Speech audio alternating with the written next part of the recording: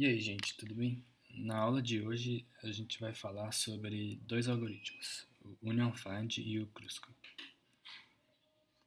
Então, começando pelo Union Find, o problema que ele resolve é o seguinte: dado n computadores, numerados de 1 a n, e que estão inicialmente desconectados, a gente pode fazer dois tipos de operações.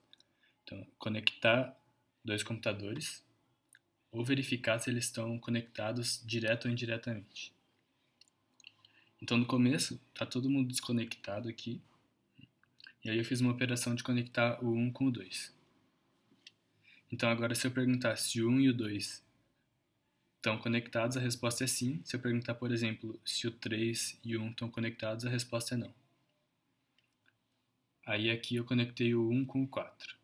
Então, se eu perguntar se o 2 e o 4 estão conectados, a resposta também é sim, porque existe um caminho passando pelo 1 que chega no 4. De uma forma mais geral, o Union Find resolve o problema do Disjoint Set Union, que basicamente você tem diversos conjuntos, que no começo cada um tem somente um elemento, e aí a gente pode fazer duas operações: a união de dois conjuntos ou verificar em qual conjunto determinado elemento está contido. Então, nesse exemplo, a gente tem os conjuntos vermelho, rosa, verde e azul, e aí a gente uniu o vermelho com o verde. E aí virou um conjunto só vermelho. Aí a gente juntou o azul com o vermelho e continuou só com um conjunto grande vermelho. E aqui, por fim, juntou o rosa com o vermelho e todos os elementos estão no conjunto vermelho. E aí, a cada etapa desse algoritmo, a gente pode perguntar em qual conjunto determinado elemento está. Então, na segunda iteração aqui, se eu pergunto em qual conjunto 3 está, eu deveria retornar rosa. Se eu pergunto onde o 2 está, eu deveria retornar vermelho. Tá. Então, a estrutura da nossa solução para resolver esse problema vai ser a seguinte: cada conjunto desses vai ser representado por um líder, que é algum dos nós que fazem parte desse conjunto. Então, aqui, o líder desse conjunto poderia ser o 1, por exemplo. Então, na hora que eu pergunto em qual conjunto está o 2, o meu programa retornaria 1, que é o líder desse grupo. Aqui, por exemplo, se eu pergunto em qual conjunto está o 3, eu retornaria 3, que é o líder desse conjunto, já que ele é o único elemento. E aí o nosso programa vai ter duas funções: o find de x, que retorna quem é o líder do conjunto em que o x está contido, e o union de x e y, que une o conjunto em que o x e o y estão contidos, formando um novo conjunto com todos esses elementos. Eu vou mostrar uma solução ingênua, que ela ainda não vai ser eficiente, mas ela vai servir de base para as outras soluções que eu vou mostrar. Então, nós vamos representar os elementos como nós de um grafo, em que o líder de cada conjunto é o nó que não aponta para ninguém. Então, no começo, cada conjunto tem como líder o seu único elemento. Então, de 1 a 5 aqui. Se eu quiser fazer um union entre 1 e o 2, por exemplo, eu posso apontar o líder de um desses grupos para o líder do outro grupo. Então, por exemplo, aqui eu apontei o 2 para o 1. Aí aqui a mesma coisa. Eu quis conectar o 4 com o 5, então eu apontei o 5 para o 4. Poderia também ser o 4 para o 5. Agora aqui eu quero juntar esses dois conjuntos, o 1, 2 com o 4, 5. Então, o líder do grupo 1, 2 é o 1, e o líder do grupo 4, 5 é o 4. Então eu preciso ou ligar o 1 com o 4 ou o 4 com o 1. Nesse caso eu resolvi apontar o 4 para o 1. Então agora, se eu quero encontrar o líder de algum desses elementos, eu posso ir só seguindo as arestas enquanto não tiver mais nenhuma aresta saindo do meu nó. Então, por exemplo, se eu quero descobrir quem é o líder do 5, eu vou do 5 para o 4, do 4 para o 1. Como 1 não aponta para ninguém, ele é o líder desse grupo. E aqui, por fim, eu conectei o conjunto do 3 com esse conjunto grande, então eu só apontei o 3 por 1. Então agora eu vou mostrar como seria essa solução no código. Vou começar declarando n, que é a quantidade de nós do grafo, e um vetor π, que é para qual outro nó que cada nó aponta. E aí eu vou inicializar esse array falando que o π do elemento no começo é ele mesmo. Então π de i é igual a i, porque ainda ninguém aponta para ninguém. Agora eu vou implementar o find, que vai me retornar quem é o líder do elemento x. Então, se o π do x é ele mesmo, então eu encontrei o líder, que é o x. Se não, eu preciso ir para o nó que o x aponta, que é o π do x. Então eu vou retornar o find do π do x. E agora eu vou implementar o union. Chamar de unite x e y. Então a primeira coisa que eu preciso fazer é encontrar o líder do x, que é o find de x, e o líder do y, que é o find do y. Agora eu preciso apontar um desses nós para o outro. Então eu vou apontar aqui o líder do y para o líder do x. Agora eles estão no mesmo conjunto. Agora eu vou declarar uma variável que é a quantidade de operações que eu vou fazer e ler o n e essa quantidade de operações. Então eu vou inicializar o array dos pais e ler essa quantidade de operações.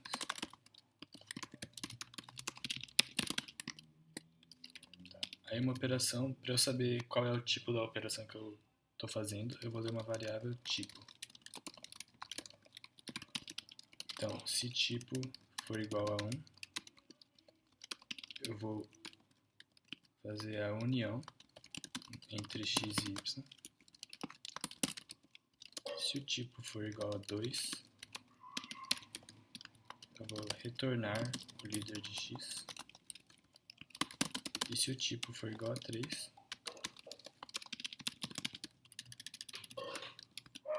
eu vou imprimir se x e y estão no mesmo conjunto.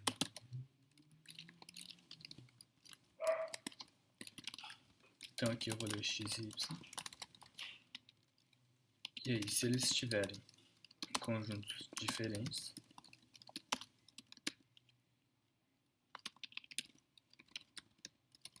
eu vou unir x e y. Aqui eu vou imprimir o líder do x. Então, x. E aqui eu vou verificar se x e y estão no mesmo conjunto. Então é só fazer o find do x e comparar com o find do y. Se eles tiverem, eu vou retornar sim, imprimir sim. Se eles não tiverem, eu vou imprimir não. Primeiro eu vou compilar o código. E aí eu vou ter um caso com 4 elementos e 11 operações. Então no começo, cada um desses elementos tem como líder ele mesmo. Então se eu perguntar quem é o líder do 1, eu vou falar que é 1. Se eu perguntar quem é o líder do 2, eu vou falar que é 2. Mas se eu unir o 1 e o 2, o líder do 1 vai continuar sendo 1, mas o líder do 2 agora virou 1. Porque o 2 aponta para o 1. Então se eu perguntar se o 1 e o 2 estão no mesmo conjunto, eu vou falar que sim. Mas, por exemplo, se eu perguntar se o 1 e o 4 ou o 1 e o 3 estão no mesmo conjunto, eu vou falar que não. Então agora se eu fizer a união do 1, do 2 com o 4, que é essa terceira imagem, e aí perguntar se o 1 e o 4 estão no mesmo conjunto, eu vou falar que sim. E aí, por fim, eu vou juntar o conjunto do 1 com o conjunto do 3 e perguntar se o 3 e o 4 são no mesmo conjunto. E a resposta deveria também ser sim. O problema dessa solução é que pode acontecer que tenha um caso como esse aqui. Então, por exemplo, toda vez que eu pedir o find do 5, eu vou ter que iterar sobre todos esses nós para descobrir que o líder do 5 é o 1. E então a complexidade do find vai ser O de n, que é ruim, porque eu vou ter muitas queries.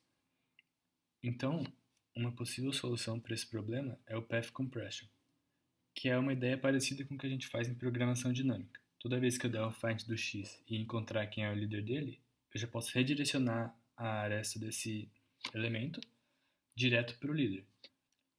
Então, por exemplo, se eu der o find do 5 aqui, que vai chamar o find do 4, que vai chamar o find do 3, do 2, e vai chegar no 1, então eu já sei que o líder de todos esses elementos é 1. Então eu posso redirecionar as arestas de todo mundo para o 1. E isso vai dar uma complexidade média que é O de log n. Agora aqui no código, a única coisa que eu preciso mudar para fazer o path compression é na hora de eu retornar o find do pai do x, eu falar que o pai do x agora é esse retorno, porque essa função vai me retornar o líder desse conjunto. Então eu já atribuo que o pai do x é esse líder.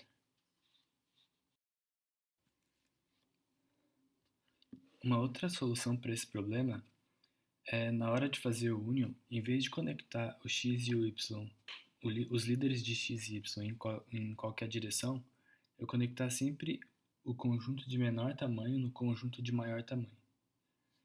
Então aqui eu conectei o 1 com 2, não faz diferença porque os dois têm tamanho 1. Mas, por exemplo, quando eu conecto o 3 com o 1, eu ligo o 3 no 1 e não o 1 no 3, porque o tamanho do conjunto do 3 é menor do que o tamanho do conjunto 1, 2. O 4 e 5 também não faz diferença, mas na hora que eu vou juntar o conjunto do 1 com o conjunto do 4, eu ligo o 4 no 1 e não o contrário.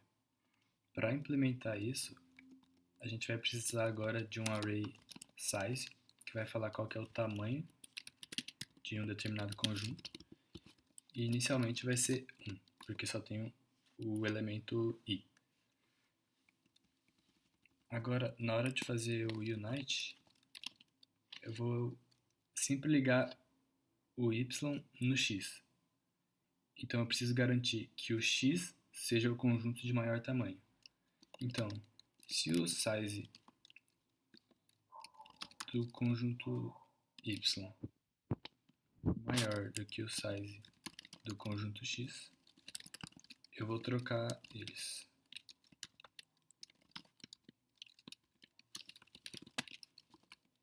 Aí eu aponto o y para o x e aumento o tamanho do x com o tamanho anterior do y.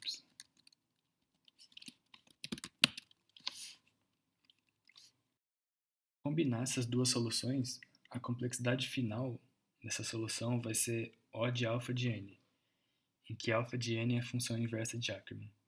A gente não precisam se preocupar com o que é essa função ou como chega nela, nessa complexidade. O importante é saber que, na prática, essa função ela é menor que 5 para todo n menor que 10 elevado a 600. Então, para a gente, na prática, essa solução é praticamente constante, né? Praticamente O de 1 em média. Então, essa solução é muito eficiente e é a que eu recomendo que vocês usem nos contests. Bom, então era isso que eu tinha para falar de Union Find. Então vamos para o próximo problema, que é da árvore geradora mínima, ou MST. O problema é o seguinte: dado um grafo não direcionado com peso nas arestas, encontrar a árvore geradora mínima desse grafo. Então, para quem não sabe, uma árvore é um grafo conectado e que não tem ciclos. Uma árvore geradora de um grafo é uma árvore obtida a partir de um subconjunto das arestas desse grafo. E a árvore geradora mínima é uma árvore geradora que tem a menor soma possível das arestas. Então, nesse exemplo aqui, vocês podem ver que essa imagem aqui resultante, ela é uma árvore, porque não tem nenhum ciclo. Ela é um subconjunto das arestas desse grafo original, e a soma dos pesos dessas arestas é a menor possível. Então, o algoritmo que eu vou ensinar hoje para resolver esse problema é o algoritmo Kruskal. Então, o algoritmo é bem simples.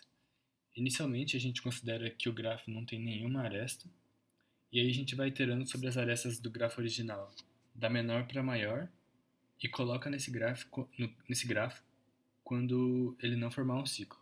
Então, como a gente não está formando ciclos, no final a gente vai ter uma árvore. E essa árvore vai ser a geradora mínima. Então, naquele exemplo que eu mostrei, eu vou ir fazendo as iterações desse algoritmo para mostrar como ele funciona.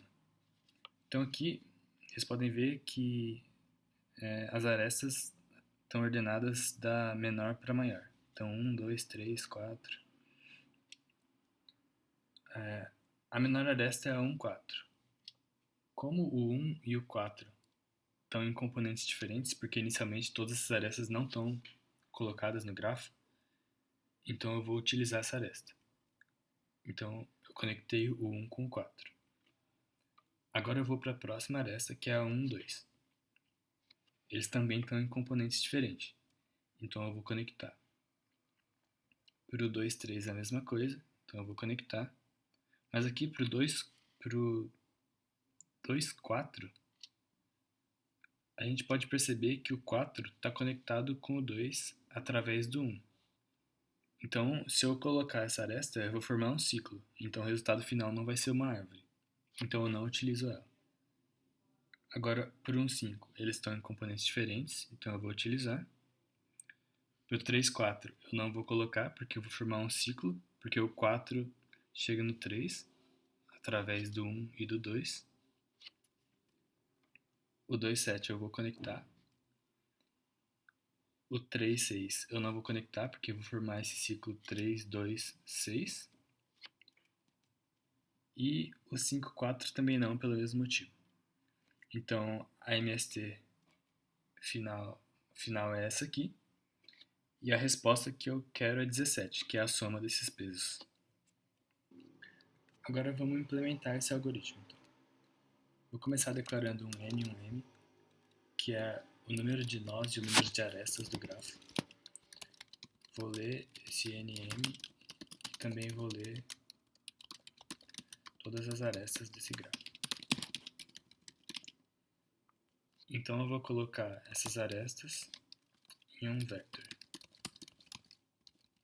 Essa tupla de 3 inteiros vai ser o peso, o V1 e o V2. Então, os vértices que essa aresta conecta e o peso dessa aresta. Então, aqui eu vou ler o A, o B e o P.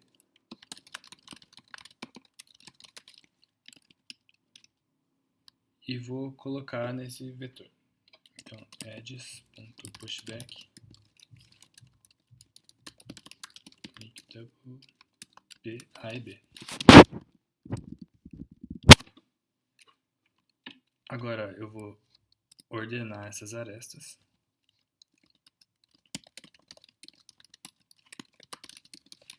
Então, como eu coloquei o P como o primeiro parâmetro dessa tupla, esse vetor vai ter ordenado do menor peso para o maior peso, que é o que a gente quer. Aí agora eu vou iterar sobre essas arestas.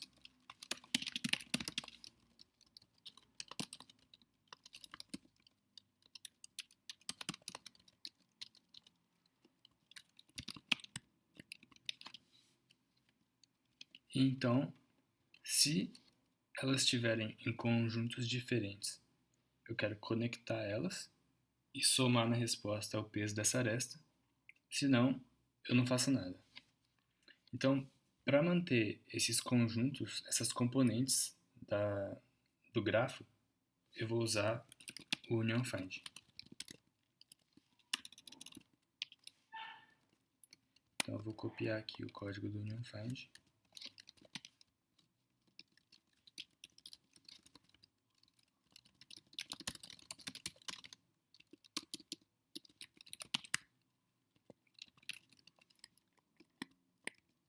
Vou inicializar ele aqui. Então, se o find do A for diferente do find do B, então faço um unite entre o A e o B e somo na resposta esse peso. Se eles estiverem no mesmo conjunto, então eu não posso juntar, porque senão eu vou fazer um ciclo, então eu não faço nada. No final de tudo, eu vou imprimir essa resposta. Agora eu vou compilar o código e testar com esse exemplo da imagem. Então eu tenho um arquivo in que representa esse grafo e eu vou testar ele com o código que eu acabei de fazer. E deu a resposta 17, que é o que a gente queria. Bom, então a aula de hoje é isso. Para quem quiser os códigos ou mais detalhes sobre os algoritmos que eu mostrei, eu vou deixar esses links na descrição. Então é isso. Obrigado, até a próxima.